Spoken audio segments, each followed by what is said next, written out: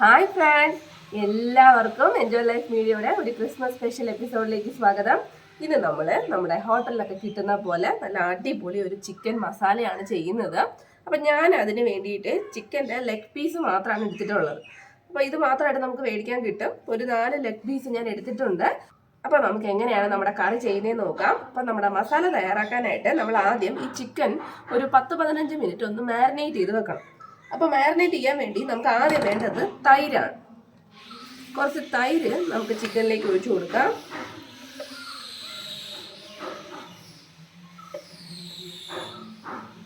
ഒരു 2 സ്പൂൺ തൈര് ഒഴിച്ചു കൊടുക്കാം.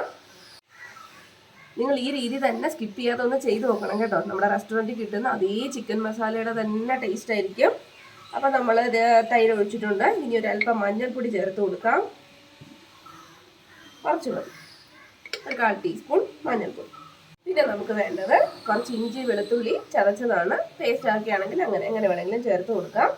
ഇനി നമുക്ക് ഉപ്പിട്ട് കൊടുക്കാം. ഞാനിത് കല്ലുപ്പാണ് കേട്ടോ എടുത്തിട്ടുള്ളത്, അതുകൊണ്ട് കുറച്ച് ഇട്ട് കൊടുത്താൽ മതി. പിന്നെ നമുക്ക് കറി ചെയ്യുന്ന സമയത്ത് വേണമെങ്കിൽ ചേർത്ത് കൊടുക്കാം. ഇനി ഇതെല്ലാം കൂടി നന്നായിട്ടൊന്ന് മിക്സ് ചെയ്യാം. ഇനി നമുക്കിതെല്ലാം കൂടി നന്നായിട്ടൊന്ന് മിക്സ് ചെയ്തെടുക്കാം.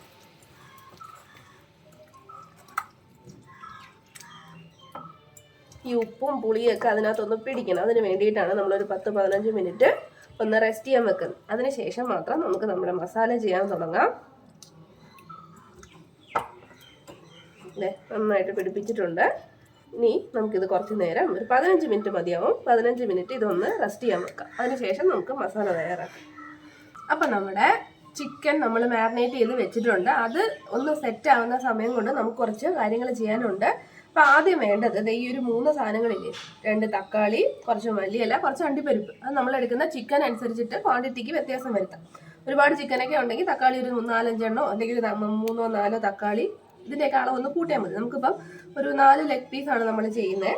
അപ്പോൾ അതിന് ഞാൻ 2 തക്കാളി, നല്ല നാടൻ തക്കാളിയാണ് കേട്ടോ, 2 തക്കാളിയും കുറച്ച് അണ്ടിപ്പരിപ്പും കുറച്ച് മല്ലിയിലയും, ഇത് 3 കൂടി നമുക്ക് മിക്സിയിലിട്ട് നന്നായിട്ടൊന്ന് അരച്ചെടുക്കണം. ഒട്ടും തരിയില്ലാതെ നല്ല മഷി പോലെ ഒന്ന് അരച്ചെടുക്കണം. നമുക്കത് അരച്ചു കൊണ്ടുവരാം. പിന്നെ അരയ്ക്കുന്നതിന് മുമ്പ് ഈ അണ്ടിപ്പരിപ്പ് കുറച്ച് നേരം ഒന്ന് വെള്ളത്തിൽ കുതിർത്ത് വെച്ചിട്ട് അരയ്ക്കട്ടെ, എന്നാലേ അത് നന്നായിട്ട് അരഞ്ഞു കിട്ടത്തുള്ളൂ. ഇങ്ങനെ റോ ആയിട്ട് എടുത്ത് അരയ്ക്കരുത്. കുറച്ച് നേരം വെള്ളത്തിൽ കുതിർത്തിട്ട് മാത്രം നമ്മൾ അരച്ചെടുത്താൽ മതി. അപ്പോൾ ഇനി നമുക്ക് നമ്മുടെ മസാല ഉണ്ടാക്കാൻ തുടങ്ങാം. അപ്പം ഞാനൊരു പാത്രം അടുപ്പത്ത് വെച്ചിട്ടുണ്ട്. നമുക്കതിലേക്ക് കുറച്ച് എണ്ണ ഒഴിച്ചു കൊടുക്കാം. നമുക്ക് സവാള ഒന്ന് വഴറ്റിയെടുക്കണം. അതിന് വേണ്ടിയിട്ടുള്ള എണ്ണ ഒഴിച്ചു കൊടുക്കാം. എണ്ണ നന്നായിട്ട് ചൂടായിട്ട് നമുക്കതിലേക്ക് ചേർക്കേണ്ടത് പെരുംജീരകമാണ് കേട്ടോ. ഒരല്പം പെരുംജീരകം, ഒരു 1/4 ടീസ്പൂണോളം പെരുംജീരകമാണ്. അത് എണ്ണ നന്നായിട്ട് ചൂടായിട്ട് നമുക്കതിലേക്ക് ഇട്ട് കൊടുക്കാം.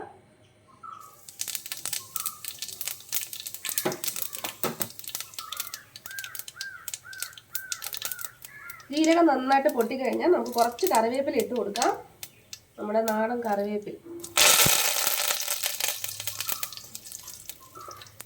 ഇനി അതിലേക്ക് നമുക്ക് ചെറുതായിട്ട് കൊത്തി അരിഞ്ഞ് വെച്ചിരിക്കുന്ന സവാളയാണ്. ഞാനൊരു 4 സവാളയാണ് എടുത്തിട്ടുള്ളത്.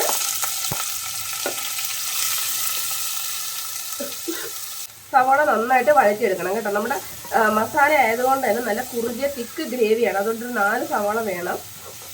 സവാള കുറച്ച് കൂടിയാലും കുഴപ്പമൊന്നുമില്ല കേട്ടോ. ഇനി ഇത് നന്നായിട്ട് നല്ല ബ്രൗൺ കളർ ആവുന്നത് വരെ ഒന്ന് വഴറ്റിയെടുക്കണം. എളുപ്പത്തിലൊന്ന് വഴണ്ടി കിട്ടാനായിട്ട് കുറച്ച് ഉപ്പിട്ട് കൊടുക്കാം.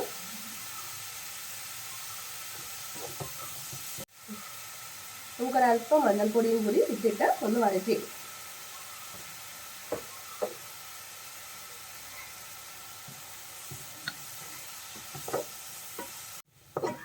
സവാള ഏകദേശം ഇവിടെ നന്നായിട്ട് മുരിഞ്ഞ് വന്നിട്ടുണ്ട്.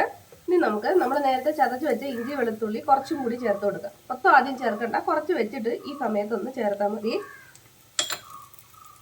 ഇനി നന്നായിട്ടൊന്ന് മൂപ്പിച്ചെടുക്കാം. അതിൻ്റെ ആ പച്ചമണമൊക്കെ മാറി ഒന്ന് മുരിഞ്ഞ് വരണം. പിന്നെ ഇഞ്ചി വെളുത്തുള്ളി ചതച്ച് ചേർത്താൽ അത് അടിയിൽ പിടിക്കാൻ സാധ്യതയുണ്ട്. അതുകൊണ്ട് നന്നായിട്ടൊന്ന് ഇളക്കി കൊടുക്കണം.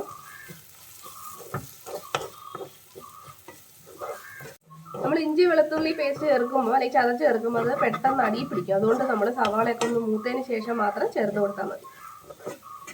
അപ്പോൾ നമ്മുടെ സവാളയും ഇഞ്ചിയും വെളുത്തുള്ളിയൊക്കെ നന്നായിട്ട് മുരിഞ്ഞ് വന്നിട്ടുണ്ട്. ഇനി ഈ സമയത്ത് നമുക്കിതിൽ വേണ്ട പൊടികൾ ചേർക്കാം. പൊടികളെന്ന് പറഞ്ഞാൽ മല്ലിപ്പൊടിയും മുളക് പൊടിയാണ് ഞാൻ എടുത്തിട്ടുള്ളത്. ഒരു 1.5 ടീസ്പൂൺ മല്ലിപ്പൊടിയും 2.5 ടീസ്പൂൺ മുളക് പൊടിയാണ് ഞാൻ എടുത്തിട്ടുള്ളത്. അത് കൂടി ചേർത്തിട്ട് നമുക്ക് നന്നായിട്ടൊന്ന് മൂപ്പിച്ചെടുക്കാം.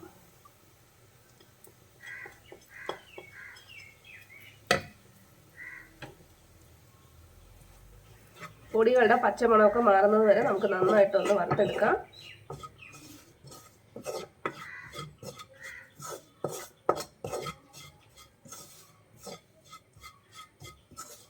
പൊടികളൊക്കെ നന്നായിട്ട് മൂത്തിട്ടുണ്ട്. ഇനി നമ്മൾ അരച്ചെടുത്തോണ്ട് വന്ന പേസ്റ്റ്, തക്കാളിയും മല്ലിയിലയും അണ്ടിപ്പരിപ്പും കൂടി അരച്ച പേസ്റ്റ്, വെള്ളമൊന്നും ഒട്ടും ചേർക്കണ്ട കേട്ടോ. തക്കാളിയിൽ നിന്ന് വെള്ളം അതിന് മതിയാവും, വെള്ളം ഒട്ടും ചേർക്കണ്ട. അത് മൂന്നും കൂടി മിക്സിയിലിട്ട് നന്നായിട്ടൊന്ന് അരച്ചെടുത്താൽ മതി. നമുക്ക് ഈ അരപ്പ് ചേർത്ത് കൊടുക്കാം.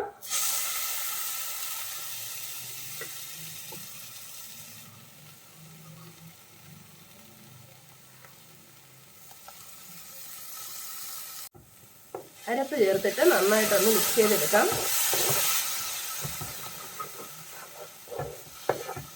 അരപ്പ് ചേർത്തിട്ട് ഒന്ന് മൂത്ത് വരണം കേട്ടോ. അത് കാരണം ഇപ്പോഴേ വെള്ളം ഒഴിക്കരുത്, ആ തക്കാളിയുടെ പച്ച ചുവ പോകത്തില്ല. തക്കാളിയൊക്കെ നന്നായിട്ടൊന്ന് അതിനകത്ത് കിടന്ന് വഴണ്ട് ഒന്ന് മൂത്ത് വന്നതിന് ശേഷം മാത്രം നമുക്ക് ചിക്കനോ വെള്ളമൊക്കെ ചേർക്കാം. അപ്പോൾ നമ്മുടെ മസാലക്കൂട്ടും നമ്മൾ അരപ്പും ഒക്കെ ചേർന്ന് നന്നായിട്ട് മൂത്തിട്ടുണ്ട്. എണ്ണയൊക്കെ തെളിഞ്ഞ് വരാൻ തുടങ്ങിയിട്ടുണ്ട്. ഈ ഒരു പരുവം വരെയെങ്കിലും ഒന്ന് വഴറ്റണം കേട്ടോ, അല്ലെങ്കിൽ തക്കാളിക്ക് ഭയങ്കരമായ ഒരു പച്ച കുത്തല ചെവ ഉണ്ടാവും. അപ്പോൾ അതെ നന്നായിട്ട് മൂത്തിട്ടുണ്ട്. ഇനി നമ്മൾ ഓൾറെഡി മാരിനേറ്റ് വെച്ചിട്ടുള്ള ചിക്കൻ ഇതിലേക്ക് ചേർത്ത് കൊടുക്കാം.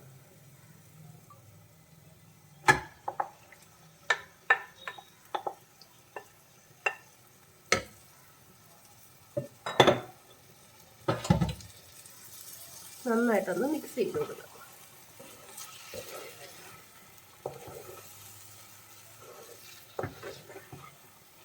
ചിക്കൻ ചേർത്ത് ഒന്ന് ഇളക്കി മിക്സ് ചെയ്തതിന് ശേഷം ഒരു 5 മിനിറ്റ് ലോ ഫ്ലെയിമിൽ ഇട്ടിട്ട് ഒന്ന് അടച്ചു വെക്കാം കേട്ടോ. ആ ചിക്കൻ്റെ വെള്ളമൊക്കെ ഒന്ന് ഇറങ്ങാൻ വേണ്ടിയിട്ടാണ്.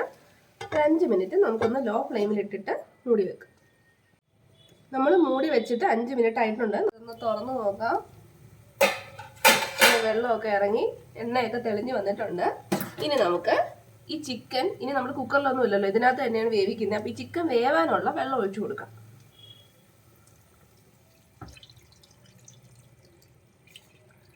നമ്മൾ ഒഴിച്ചു കൊടുക്കുന്ന ഈ വെള്ളത്തിൽ കിടന്ന് വേണം നമ്മുടെ ചിക്കൻ ഒന്ന് വെന്ത് കിട്ടാനായിട്ട്. നമുക്ക് നന്നായിട്ടൊന്ന് മിക്സ് ചെയ്തെടുക്കാം.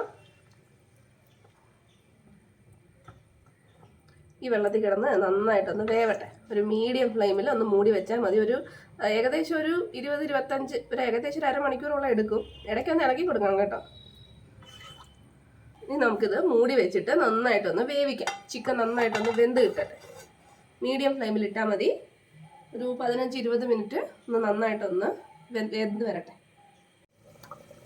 കറിയൊക്കെ തിളയ്ക്കാൻ തുടങ്ങിയിട്ടുണ്ട്. നന്നായിട്ട് തിള വന്നിട്ടുണ്ട്. നമുക്കിനി ഒന്ന് തുറന്ന് നോക്കാം. നന്നായിട്ട് തിളയ്ക്കാൻ തുടങ്ങിയിട്ടുണ്ട്. ഇനി നമുക്ക് ഇതിലേക്ക് കുറച്ച് ഗരം മസാല ചേർത്ത് കൊടുക്കാനുണ്ട്. ഗരം മസാല ചേർത്ത് കൊടുക്കാം. ഏകദേശം ഒരു ടീസ്പൂൺ ഗരം മസാല. ഇനി നമുക്ക് നന്നായിട്ടൊന്ന് ഇളക്കി കൊടുക്കാം.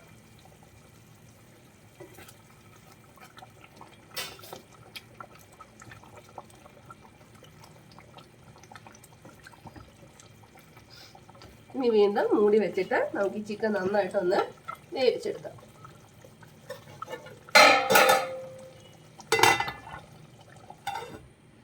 അപ്പോൾ ഏകദേശം ഒരു 20 മിനിറ്റോളം ആയിട്ടുണ്ട്. നമ്മുടെ ചിക്കനൊക്കെ വെന്തിട്ടുണ്ടാവും.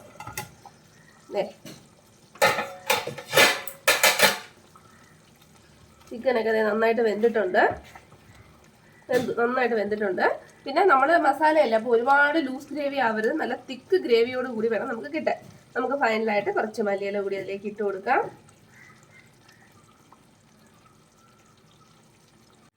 അങ്ങനെ നമ്മുടെ റെസ്റ്റോറൻറ്റ് സ്റ്റൈൽ ചിക്കൻ മസാല തയ്യാറായിട്ടുണ്ട്. എല്ലാവരും ചെയ്ത് നോക്കാം. നിങ്ങൾക്ക് തീർച്ചയായിട്ടും ഇഷ്ടപ്പെടും. വീഡിയോ ഇഷ്ടപ്പെട്ടാൽ ഞങ്ങളെ സപ്പോർട്ട് ചെയ്യുക.